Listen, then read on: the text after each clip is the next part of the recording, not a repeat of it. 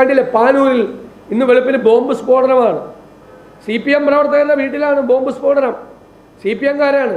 തെരഞ്ഞെടുപ്പ് ഒരു പ്രത്യേകമായ ഘട്ടത്തിലേക്ക് നീങ്ങുമ്പോൾ CPM ഈ ക്രമസമാധാന നില വഷളാക്കാൻ ബോംബുണ്ടാക്കുകയാണ് പാർട്ടി പ്രവർത്തകരെ കൊണ്ട്.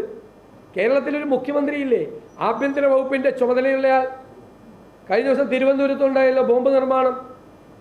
അപ്പോൾ CPMൻ്റെ പണി, ഈ സംസ്ഥാനം ഭരിക്കുന്ന CPMൻ്റെ പണി തെരഞ്ഞെടുപ്പ് കാലത്ത് പ്രവർത്തകരെ കൊണ്ട് ബോംബുണ്ടാക്കിക്കുകയാണ്.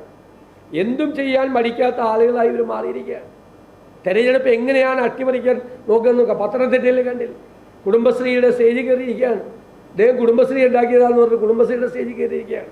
പത്തനംതിട്ടയിലെ സ്ഥാനാർത്ഥി അവിടെ 50,000 പേർക്ക് ജോലി കൊടുക്കാം എന്ന് പറഞ്ഞു കേരള സർക്കാരിൻ്റെ ഏജൻസികളെ ദുരുപയോഗം ചെയ്യാണ് തെരഞ്ഞെടുപ്പ് കാലത്ത്.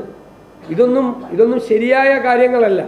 ഇത് ഞങ്ങൾ തെരഞ്ഞെടുപ്പ് കമ്മീഷൻ്റെ ശ്രദ്ധയിൽപ്പെടുത്തും. തെരഞ്ഞെടുപ്പ് കമ്മീഷൻ അതിന് അനുയോജ്യമായ ഉചിതമായ നടപടികൾ സ്വീകരിക്കണം എന്നാണ് ഞങ്ങൾ ആവശ്യപ്പെടുന്നത്. അല്ല, കേരളത്തിൽ CPM നയിക്കുന്ന LDFും കോൺഗ്രസ് നയിക്കുന്ന UDFും തമ്മിലാണ് മത്സരം നടക്കുന്നത്. യഥാർത്ഥത്തിൽ കേരളത്തിൽ BJP അപ്രസക്തമാണ്, മനസ്സിലായില്ലേ? ആ BJPക്ക് കേരളത്തിൽ സ്പേസ് ഉണ്ടാക്കി കൊടുക്കാൻ വേണ്ടിയിട്ടാണ് പിണറായി വിജയനും കൂട്ടരും ശ്രമിക്കുന്നത്. അതാണ് ഞങ്ങളുടെ ആരോപണം. അത് LDFിൻ്റെ കൺവീനർ തന്നെ വന്ന് പറയാണ് മിടുമിടുക്കൻ സ്ഥാനാർത്ഥികളാണ് BJPയുടെ എന്ന്. സുരേന്ദ്രൻ പോലും പറയില്ല. അതുകൊണ്ട് കാരണം സുരേന്ദ്രൻ അതിനകത്ത് പരിഭവമുള്ള ഒരാളാണ്. അയാൾ പോലും പറയില്ല. LDF കൺവീനർ പറയാണ് ബെസ്റ്റാണെന്ന്.